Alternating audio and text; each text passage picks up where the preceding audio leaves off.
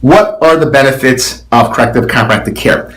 So one of the biggest advantages that I find as a benefit of corrective chiropractic care is that it takes spinal care to the next level. So traditional chiropractic care is amazing, right? I do traditional chiropractic care all the time as part of our treatment programs. It involves specific local adjustments to the spine, neck, mid back, low back, with ancillary treatments like exercises and so forth. But corrective chiropractic care takes it to the next level. It's talking about global corrections, like I mentioned earlier, okay? And the biggest benefits is improvement of postural positions and improvement of spinal misalignments, global spinal misalignments.